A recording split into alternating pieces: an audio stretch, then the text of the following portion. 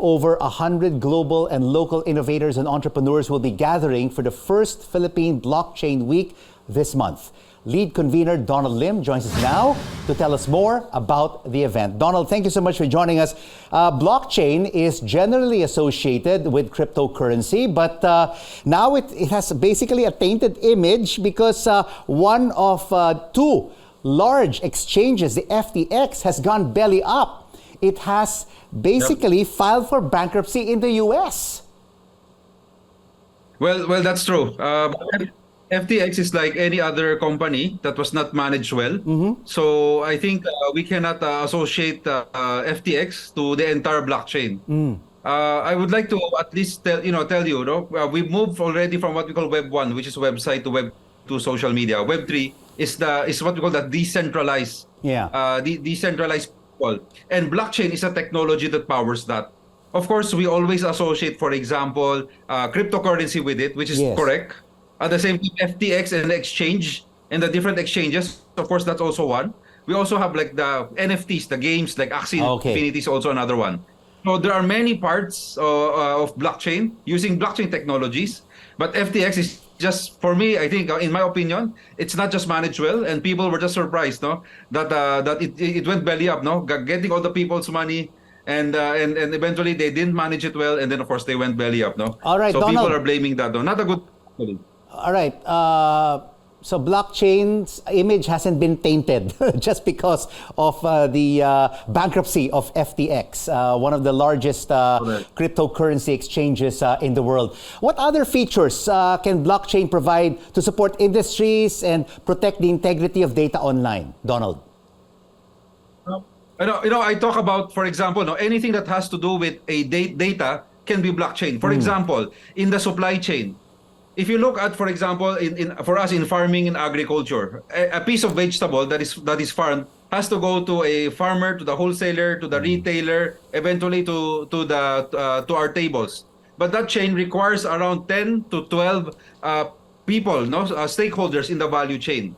But you have to every part of the chain, where for example that piece of fruit or vegetable is being moved, has to go through a certain documentation, where it is farmed, what is the price, and everything else. But in every point, someone can forge, can write something that's negative, or can write something that's not true. Blockchain erases all of that because the data there is immutable. Anything that you submit in a blockchain becomes truth. So any piece that is being delivered, for example, from China going here, or any plant that the mangoes that is planted in a farm in wherever, right, that lands in our table, you can actually search for that product, and you would know that is it organic or not. Does it come from a reliable area? Where is it from? And the pricing and others. All right, let's get to basics, Donald. What is the current knowledge among our kababayans, the Juan de la Cruzes, as we transition from Web 2 to Web 3, which is blockchain? Well, for the regular Juan de la Cruz, I think when we look at the Web 3, that would be the technology that would rule the world in the few years down the line. It is called a decentralized, which means that no single authority has complete information about the data. Right now, everyone, when you submit, for example, land titles, you don't know if it's true or not. Where will you check? Right? Any piece of information that is on the blockchain becomes credible, becomes something that you cannot challenge. So again, from land titles to any personal information, to any transaction.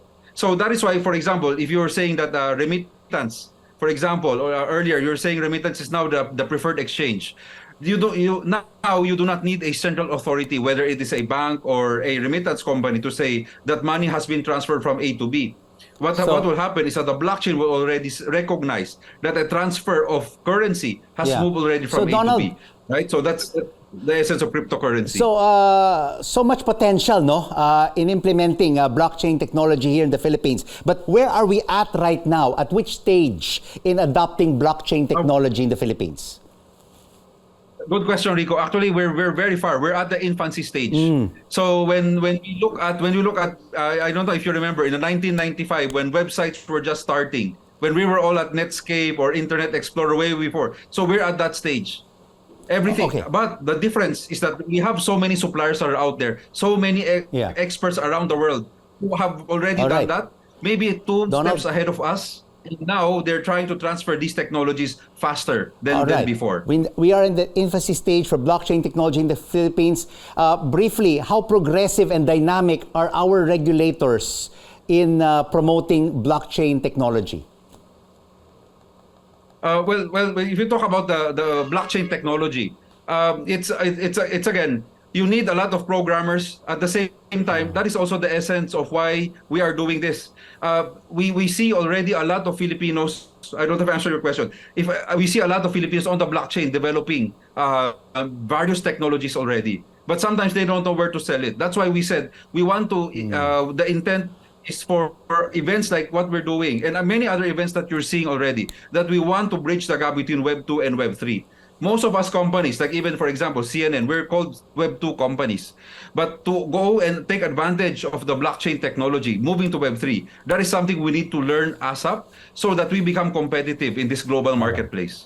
Thank you so much for your insights on blockchain technology. Philippine Blockchain Week lead convener, Donald Lim.